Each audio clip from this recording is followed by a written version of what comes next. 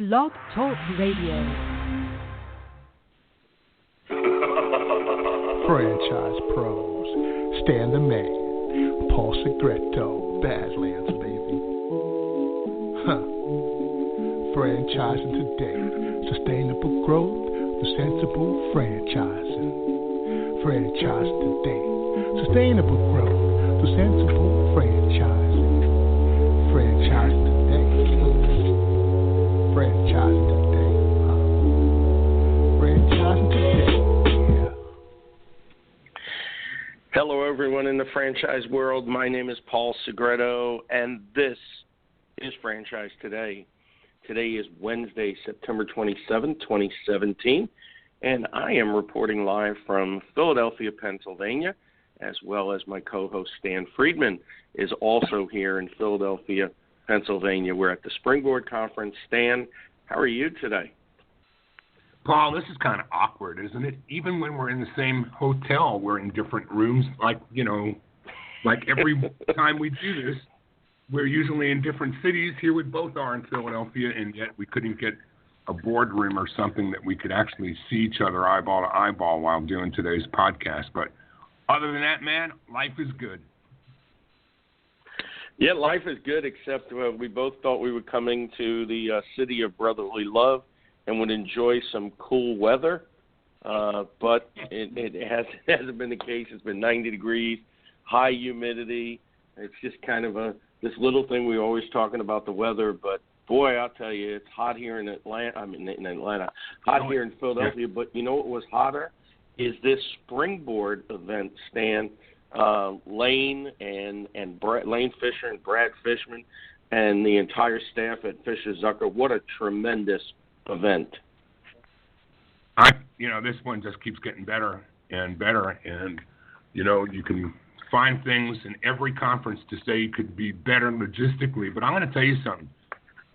These two guys are busy people with full-time professional practices and have brought this program to a new high this year, 400 plus in attendance, great venue, great opportunity for networking and for meeting people and for sharing and caring. And I think that they've taken this to a whole new place this year.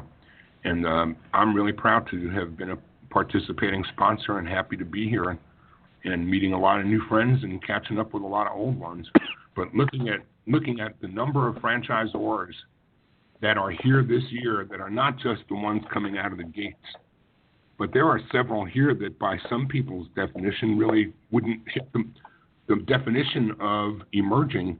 There are many people here that are north of 100 units, and they still consider themselves emerging. So I think the theme this year of emerging and re-emerging was a very interesting way to approach and spin it this year, and then to have Leroy Raffle here, the founder of Arby's, to tell his story of how Arby's actually went through a series of coming out parties as a brand, and that they came out the first time and almost failed completely and wound up re-emerging. What an appropriate story that was for this audience. And man, that guy moved everyone in the room.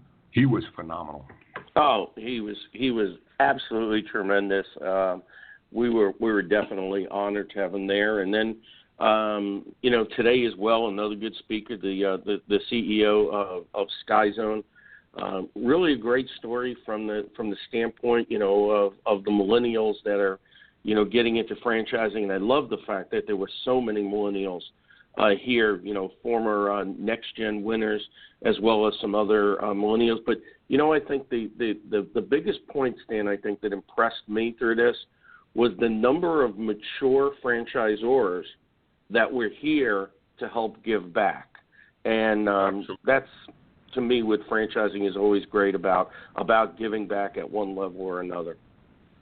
There were, Shelley Sun, of course, she's the chairwoman of IFA this year, so I expect to see someone like Shelley here. But, to see Jeff Duden, the CEO of Advanaclean on a panel, who absolutely has no benefit of any kind that's going to come back to him personally, just paying it forward.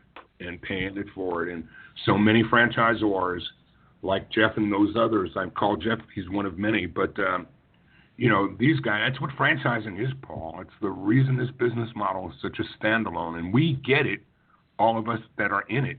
But, man, when you try to explain this thing to people from the outside, they just kind of look at you like deer in the headlights and scratch their heads and can't understand how there's such a community of giving and caring and sharing.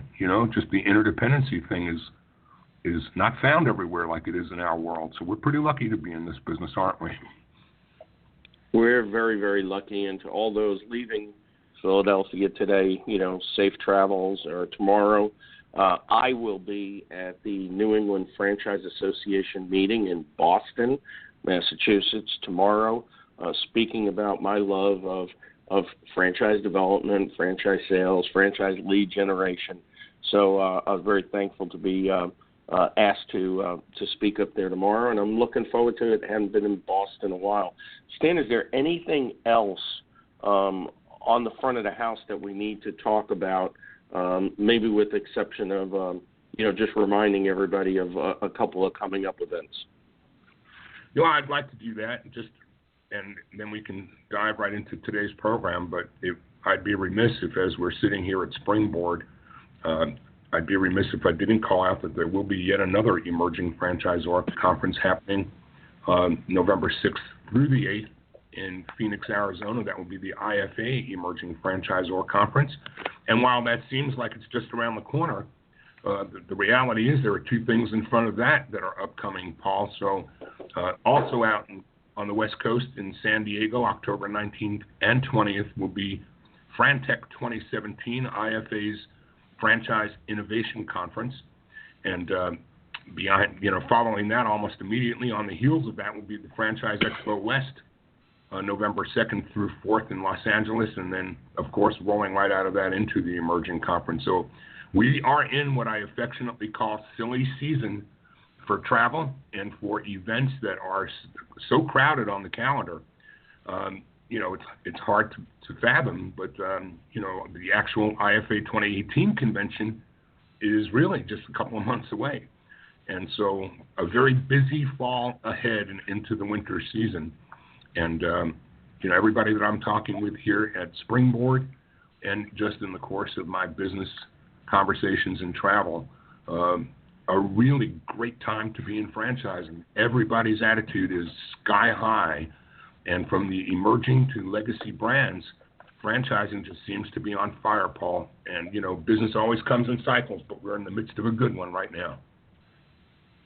Absolutely, and with hurricanes and other natural disasters in our rearview mirror, if you've yet to make your travel plans and are on the fence, hey, this is a great way to add to your miles and move up from silver to gold or gold to platinum. So go ahead and get on the stick and get your travel arrangements taken care of. Well, Stan, today's segment of Franchise Today is entitled From Down Under to the Deep End of the U.S. Pool Market. As past chair of the World, Asia Pacific, and Australian Franchise Councils, John O'Brien is a very respected voice for franchising as a business format on an international scale.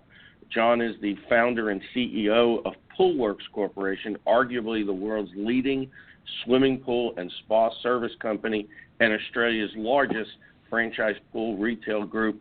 John, welcome to Franchise Today. Thanks very much, Paul. Stan, it's a pleasure to be on your program. Third time is the charm, John. Third time is the charm.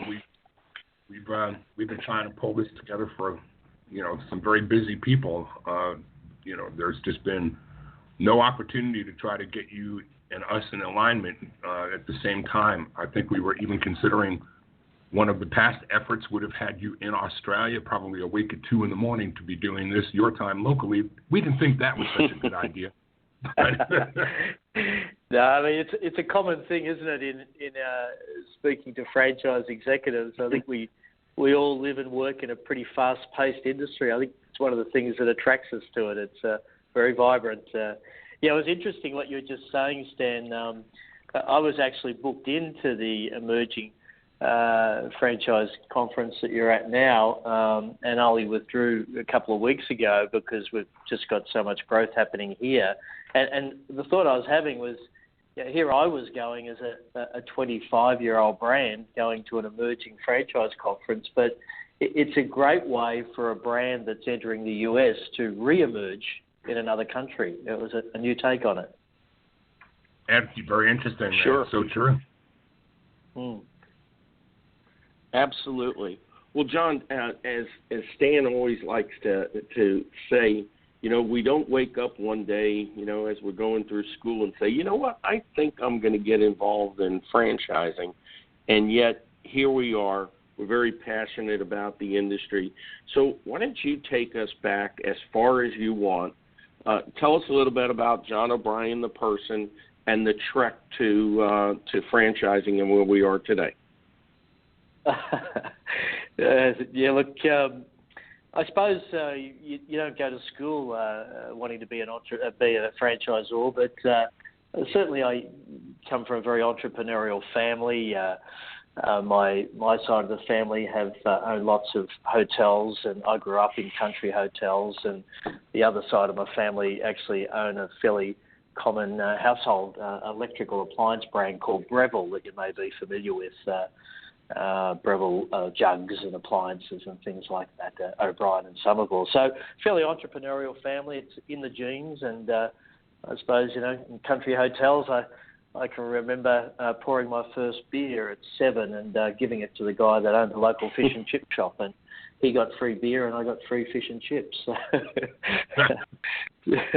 But look, I went through university, and like a lot of us, and went out into corporate life, and had a pretty successful corporate life through my 20s. And somewhere along that way, my boss at the time, we had a service delivery business with vending machines, about 400 drivers across the country, and the business wasn't doing so well. The company was Cadbury Schweppes, and my boss came back from a franchise convention in the US and walked into my office back in Australia when I was in my mid-20s, and he said, "Congratulations, John, I'm going to promote you from national sales manager to national franchise manager." And I didn't even know what it was.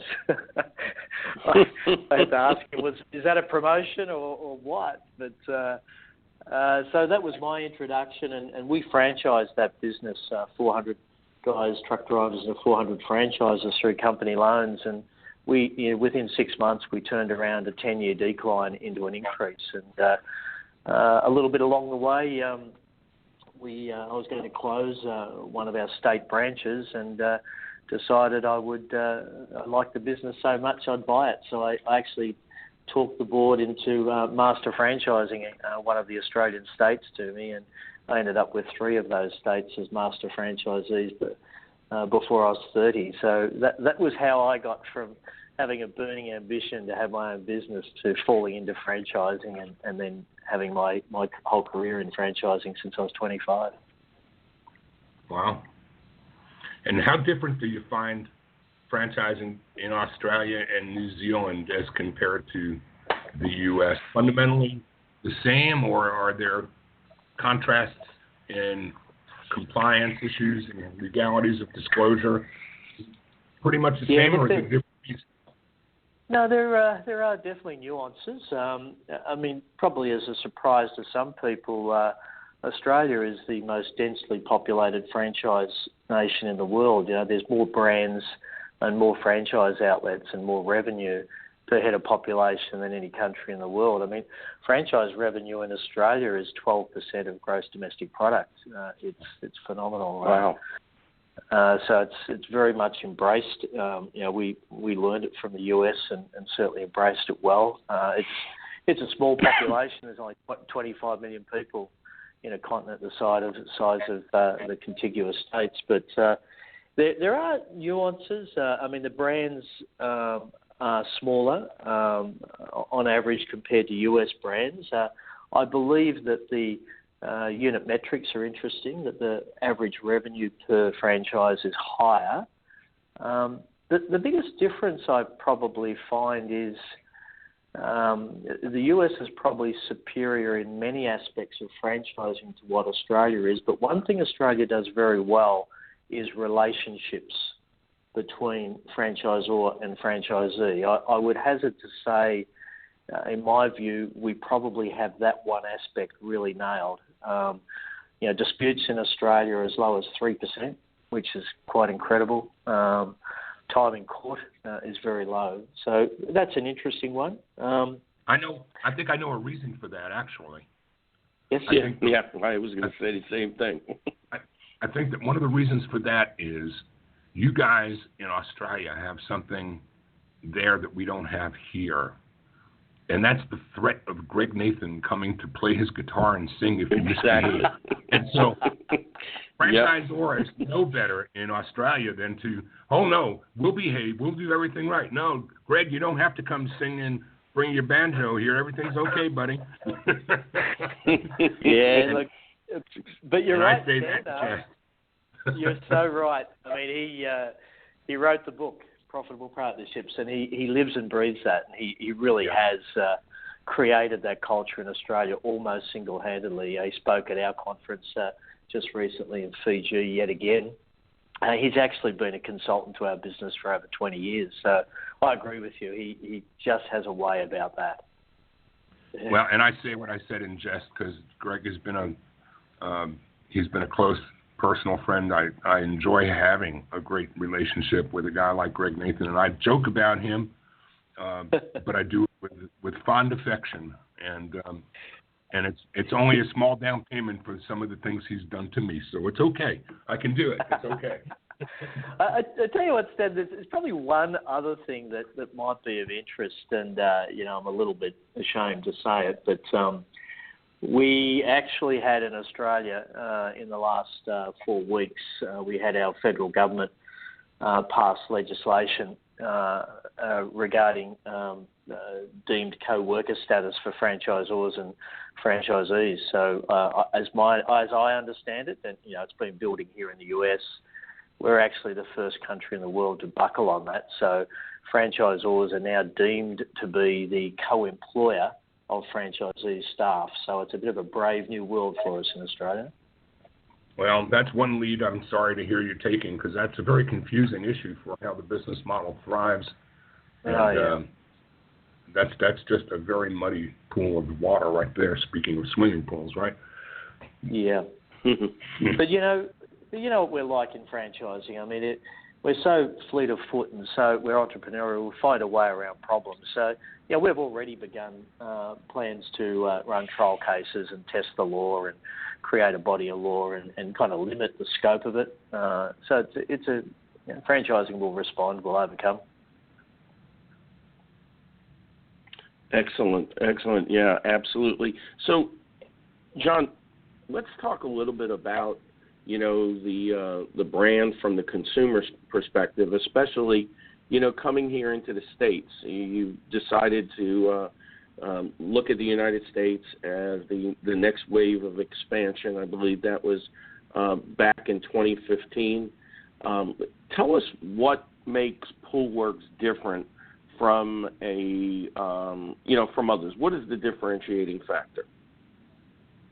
Well, when I, having owned a number of different franchise brands, I sold them all in the mid-90s and went looking for a brand, or an industry rather, that I could take globally. So I didn't have a particular thing in mind, and I took off actually for 6 months around the world. I kissed the wife and kids goodbye and went looking for. I had a bunch of criteria. I was looking for an industry that had was established. I didn't want to have to create an awareness. Had a high service component, but service was on the rise. Had good gross profit margins. Had repeat business. But above everything, the fifth criteria I was looking for was a disorganised industry.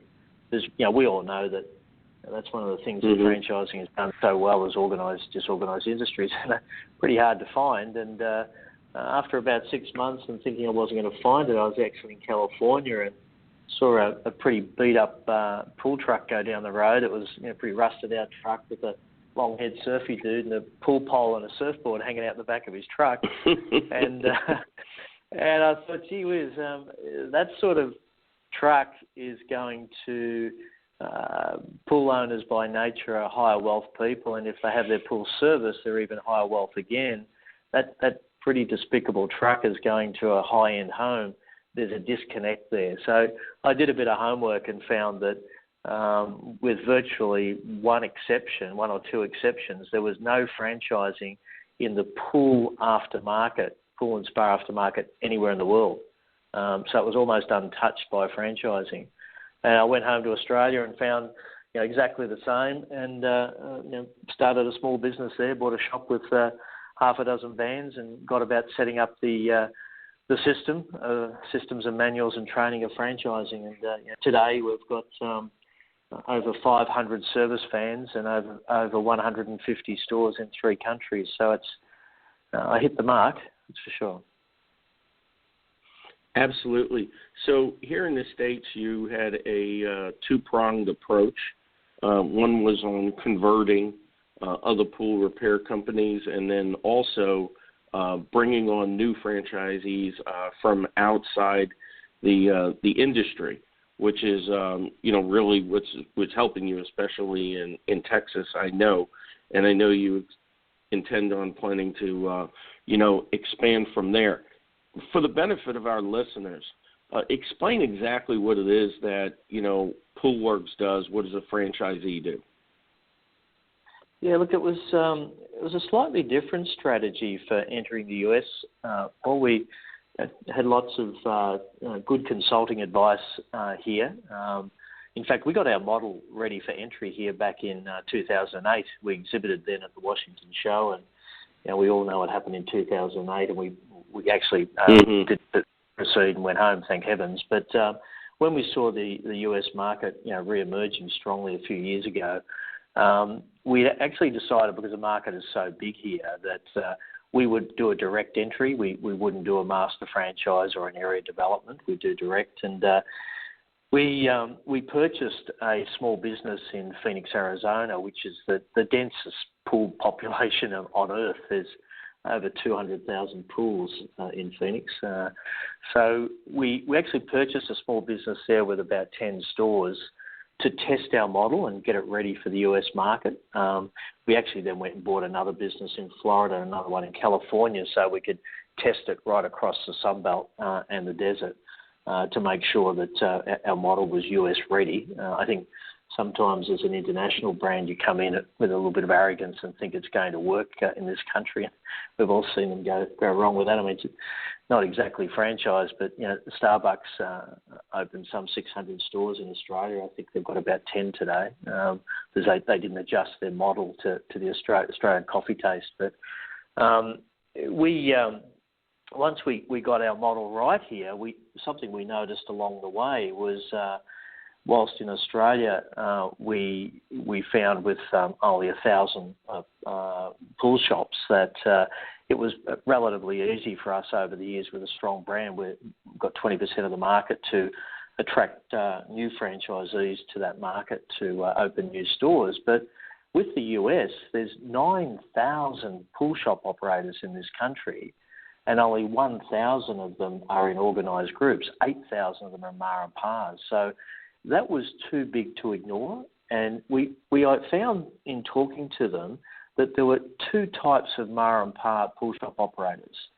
There were the 45-year-olds who had been in the industry a bit of a while or inherited it from mum and dad, and they were smart enough, young enough, educated enough to want more organisation, more systems, more marketing to take their business forward. So they were open to franchising. And then we found there was a second group who were typically mid-60s. They'd been running this pool shop business for 40 years. They'd educated their kids and sent them through college. The kids didn't want to run the business. And it's a lot of moving parts in the business, and it's a bit hard to sell to another pool person or outside the pool industry.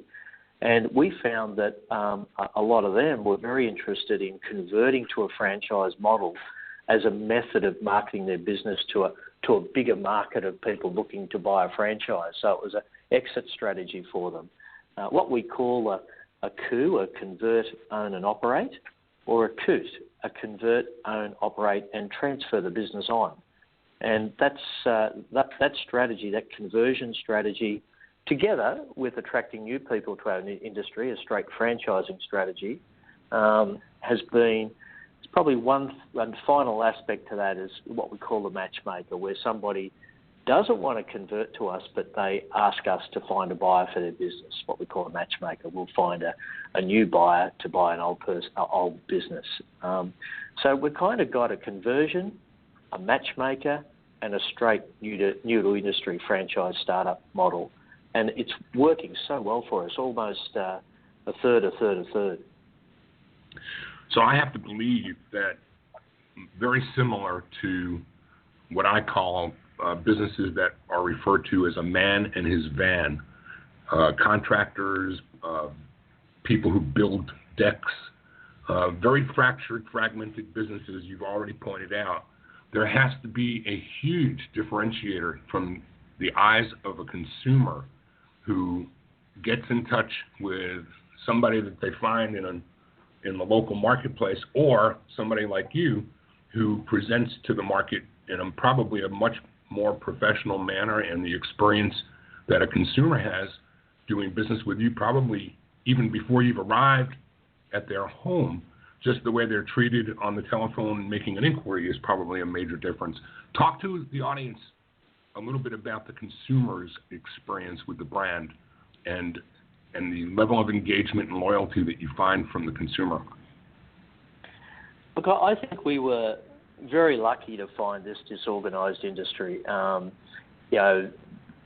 We looked at it and saw that not only were the service trucks, the uniforms, the presentation of the people going to the homes was below par, but of course we have retail stores too now, and we found that apart from a couple of brands, that the majority of brands in the country and some independents were smelly shops that were poorly merchandised and no planograms, and they really just looked like a small warehouse. So there was a huge opportunity to have a lift in service. There was a huge opportunity to have a lift in retail.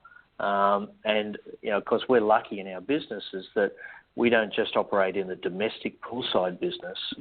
We also operate in retail, so we capture both the do-it-for-me client.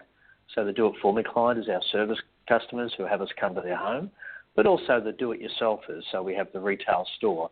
So we find, right in line with what you're saying, that having professionally branded stores, merchandised, planogrammed, with constant marketing programs, well-trained retail staff, well-trained service staff, all in uniforms, smart trucks, as you said, great web presence, great phone presence. And then the third part of our business, domestic and retail, but also commercial. So our business pretty well splits, a third of our revenue is domestic poolside, a third is at the counter, and a third is commercial poolside. So as we developed our specialty and our professionalism, we found so many commercial clients, whether they were homeowners associations or condominiums or schools or universities or old folks' homes that had pools, were using just the local guy because they had no other alternative. And when they suddenly had the option to use a national body that had high insurance and good training standards and good certification, they just jumped at us, both in Australia and now in the US.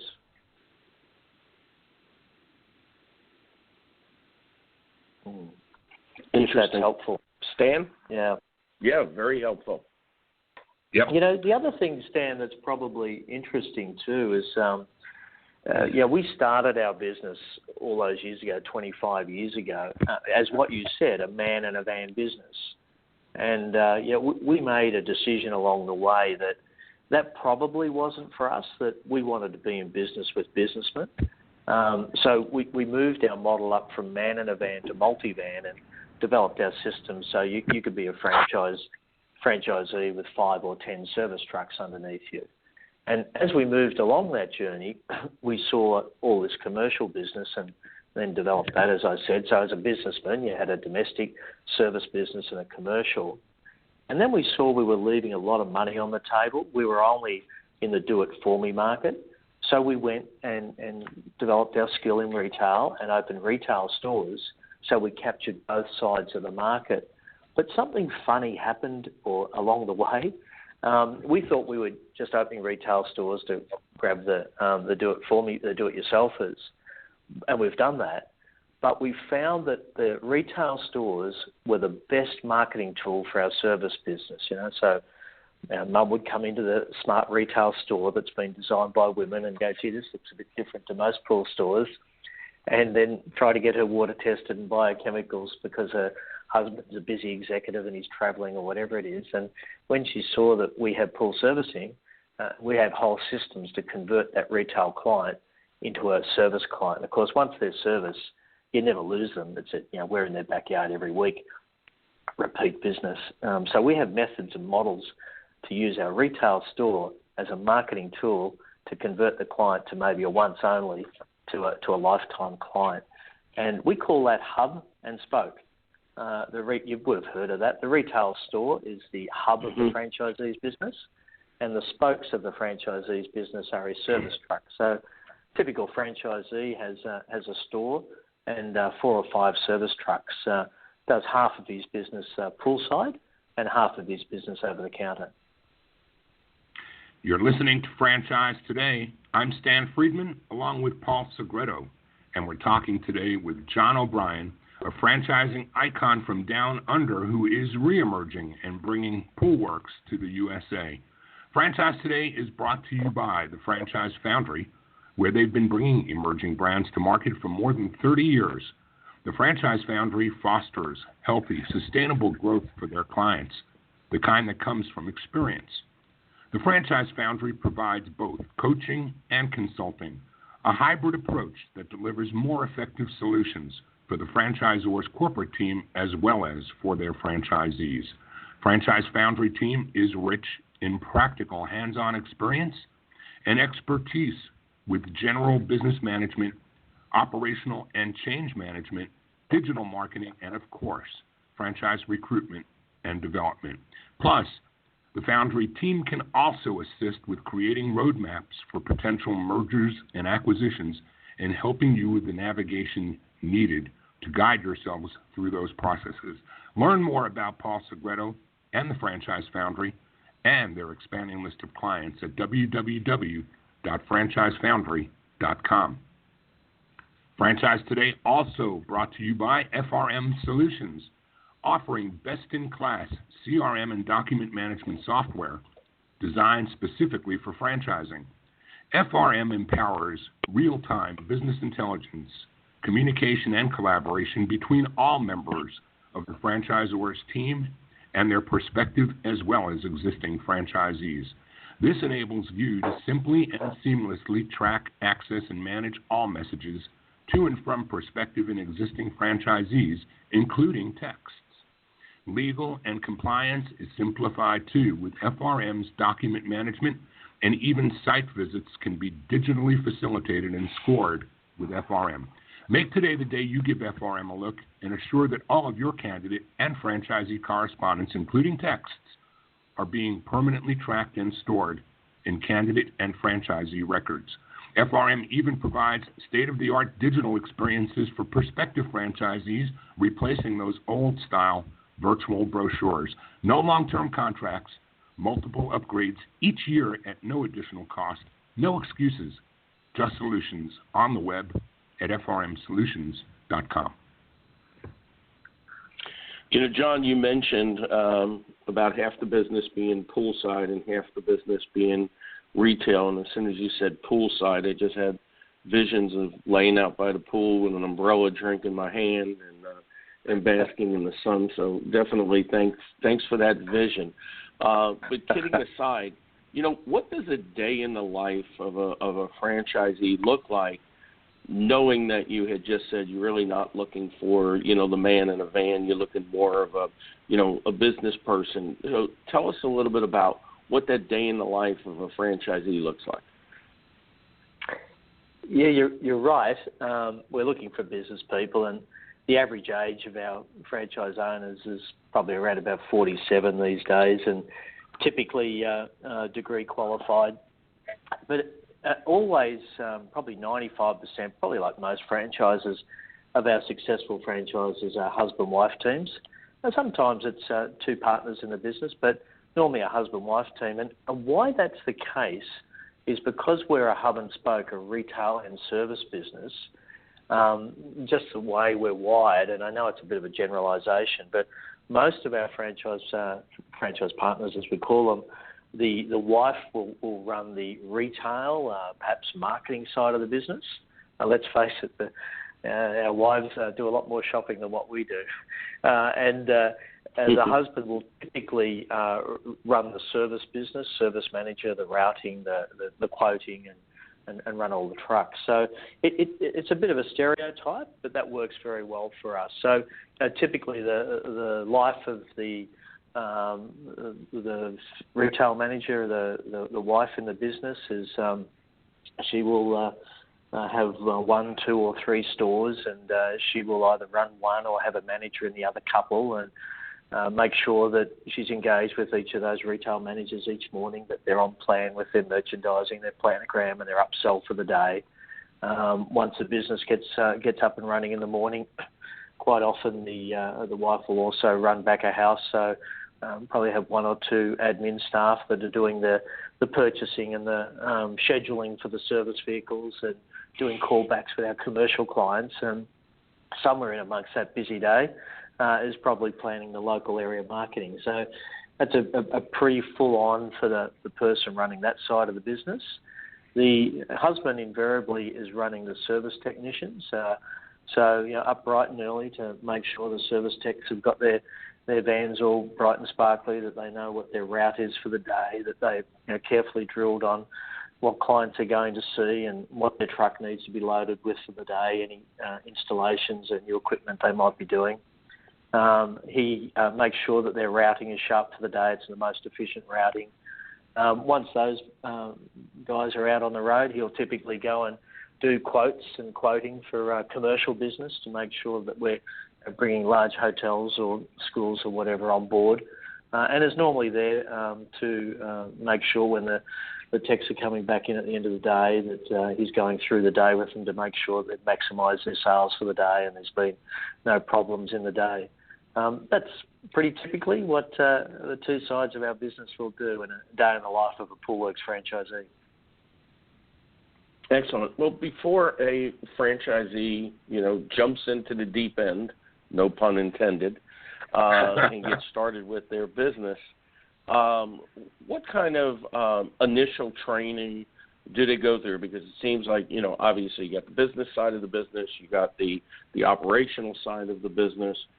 What can they expect to do as part of their initial training and support?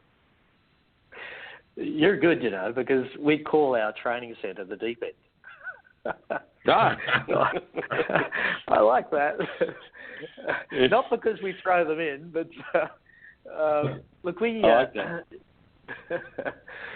our business industry does, and most industries do, has quite a lot of moving parts, with retail and service and maintenance and domestic and commercial. So it's not a simple business to get across, and that gives us a lot of probably competitive defence against new players coming into our industry and why there's so few. But after 25 years, we're pretty well manualised and set up for training anything that moves in this industry. So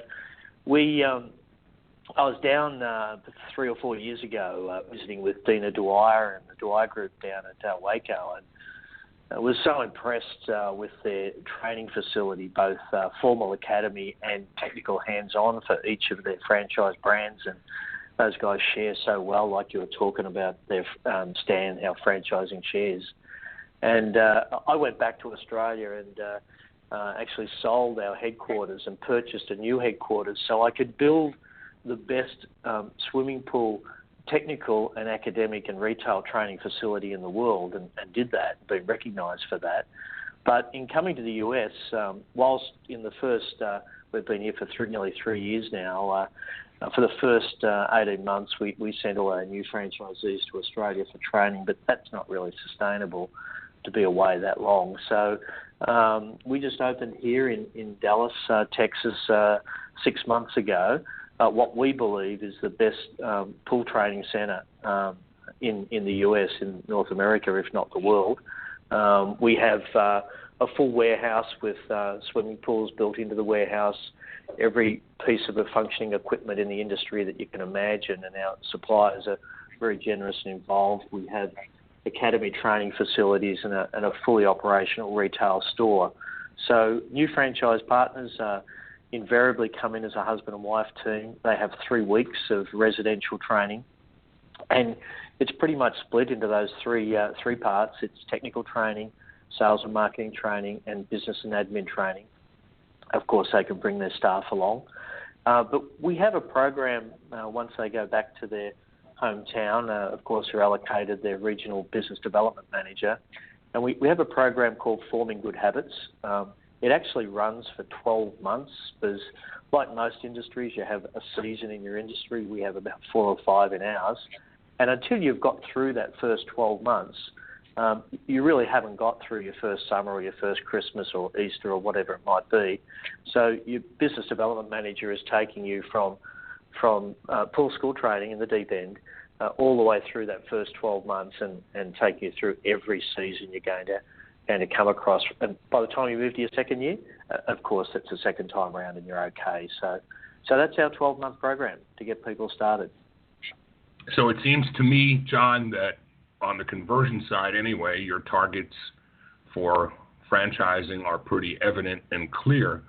On the startup side, though, what are the attributes that you're looking for that are absolute must-haves? You know, Walt Disney had an old saying about hire the attitude, train the skill. So we know that anything dealing in retail, obviously you have to have a people type of or a relationship type personality. But what are the other attributes that you see repeatedly in the successful franchisees in your system? And do you actually score that and measure that so that you know who best to bring on board going forward? Yeah, absolutely we do. I mean, after 25 years, you have a pretty good track record of working out what's the personality profile of, what will work and what won't. And because we're very husband-wife oriented, we personality profile both the husband and the wife, and then we then model it against our ideal profile, and we can see where the variances are. And when they come in to our Dallas head office for dinner with me and with the senior team, and then go through a discovery day the next day, we talk to them about the variances between where they are and where the ideal is. But nature's very kind. Husband and wife teams invariably attracted because they're opposites, and where one's strong and the other's weak. And we almost always find with the good applicants that exactly that, and they've got the whole package covered as a team. So the 3 things, though, that we score really, really highly, and there's only 3. You've already said one, Paul, and that's having a high social skill, the ability to liaise with clients and deal with clients. I mean, if you don't like dealing with customers, don't go into business.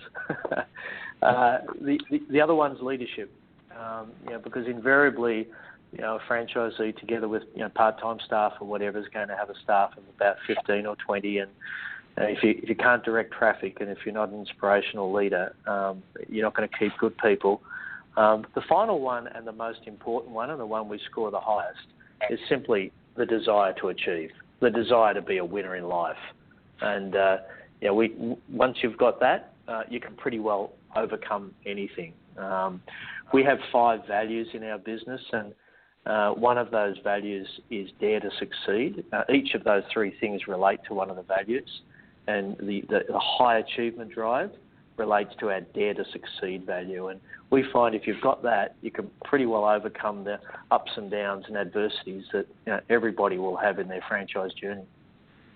Talk a little bit, too, about the investment ranges and the different types of offerings and how those look for people that are interested in the business model.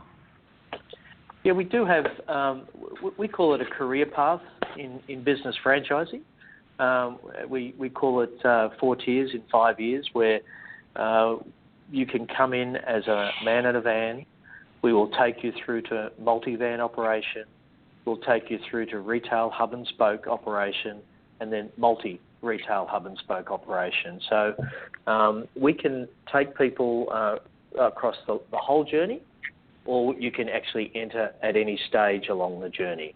That gives us a very broad scope. Of course, if you're coming in at a man in a van and you want to take the 5-year journey and go through all 4 stages, we can actually attract a younger franchisee who mightn't have as much access to finance or backing, people as young as 28, 25, and that'll typically cost you $95,000 for an entry, and that covers all of your initial franchise fee and all of your training. It's absolutely lock and load.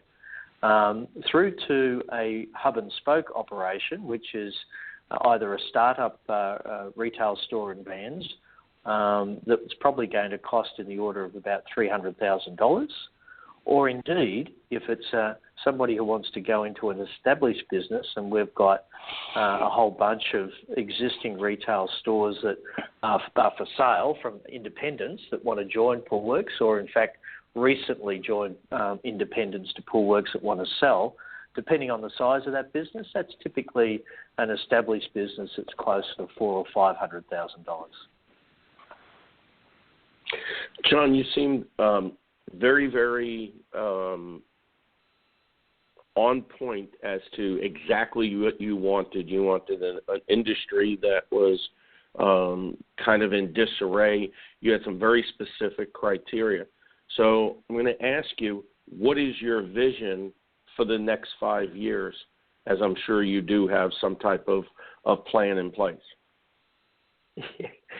Yeah, look, I think it's an interesting mix, isn't it, this thing that attracts us to franchising? It attracts entrepreneurs, but entrepreneurs who have the ability to put systems and plans in place, which is in some ways the antithesis of an entrepreneur, but organised entrepreneurs. So, yeah, look, we have very formalised 5-year rolling plans that we redo every year, and we're kind of reaching capacity in Australia as we speak. So we're lucky with a rock solid brand and profitable business in Australia to model our business here. Very conservative 5-year plan for the US is 300 stores, 900 service vehicles across the Sunbelt. So in less than less than 2 years now, we've opened 150 service vans and 30 stores across 7 states. So it's been a good start for us, and we're right on plan. So, yeah, the 5-year plan, 300 stores, 900 service vehicles, coast to coast across the Sunbelt. Well, I think as we said at the beginning, before we even started the show, this was going to be very conversational. But, again, another pun, I think we just tipped our toes in the water. We probably could talk a very long time, without a doubt. Tell people, John, how they could learn more about Poolwerx and its franchise opportunity. Yeah, it's the place of everybody. Just go on to poolwerx.com. That's Poolwerx with a W-E-R-X.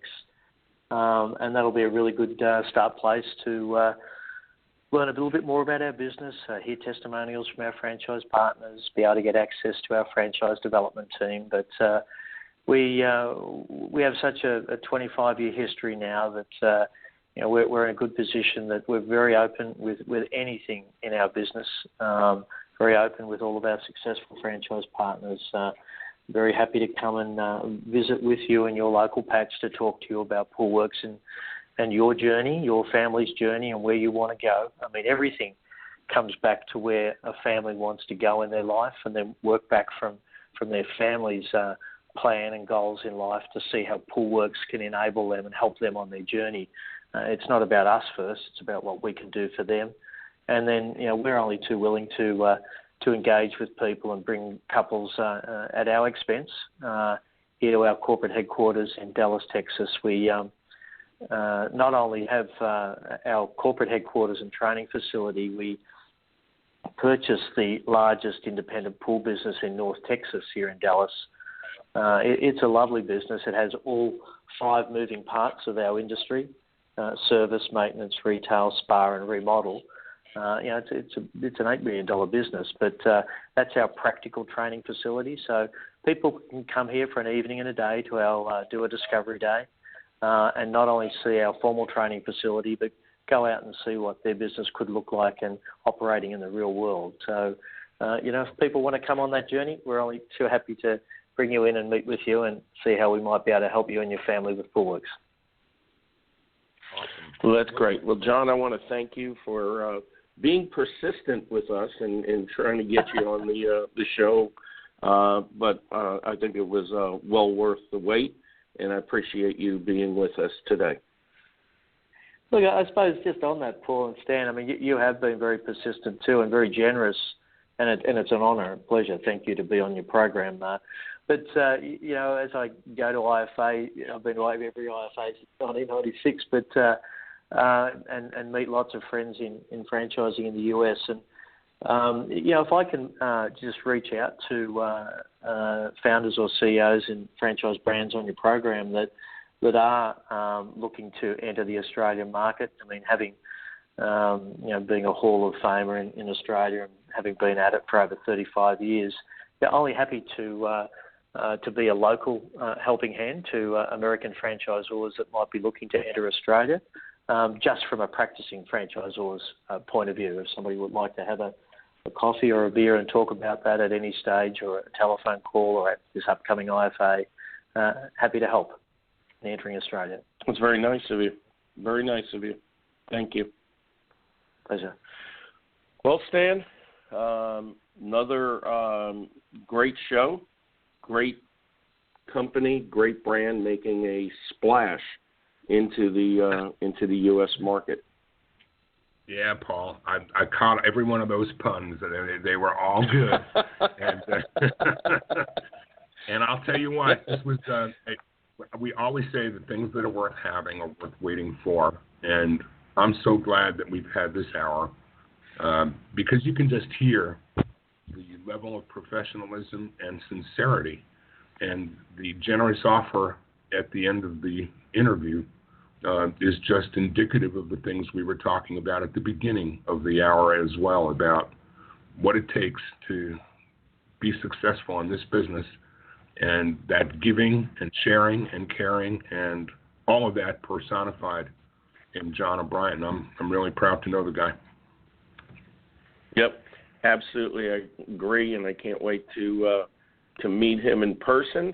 And talking about meeting in person, Stan, it was great seeing you. We finally got an opportunity to spend some time together in the real world. It seemed like of late we either didn't get a chance to see each other, or when we were at the same event, we were just, passing by and saying hello and nothing else. So I really appreciate that, as well as, seeing all of our friends and colleagues in franchising. It was a great few days here in the city of brotherly love again. A great shout out to Lane Fisher and Brad Fishman. It's just a tremendous event all the way around. And, of course, next week, Stan, we have Sam Ballas as our guest from East Coast Wings on Franchise Today, and I'm really looking forward to that because I love Sam's perspective on profitability. He was telling me yesterday that they were self-sustained at 23 units, royalty sustained at 23 units, and we're going to take a nice deep dive into that next week.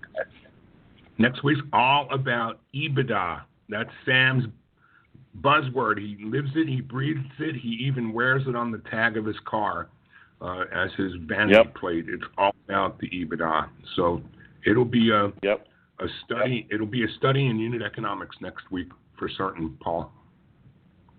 Yep.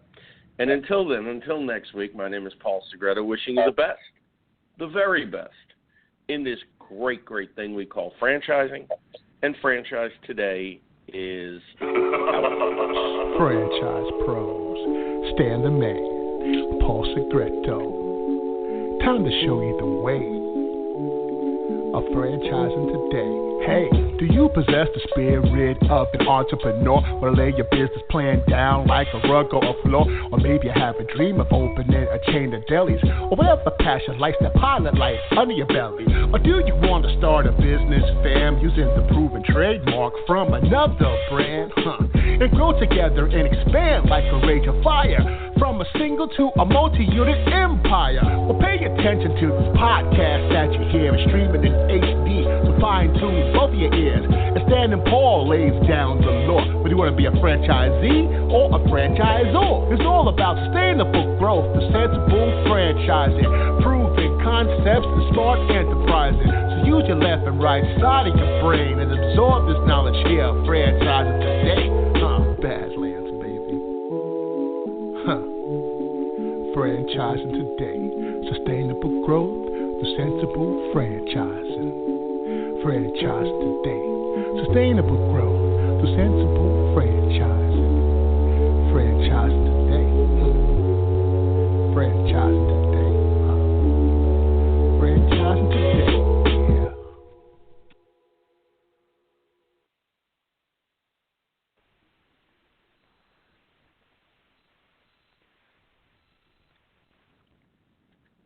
When you're part of a military family, you understand sacrifice and support. At American Public University, we honor your dedication by extending our military tuition savings to your extended family.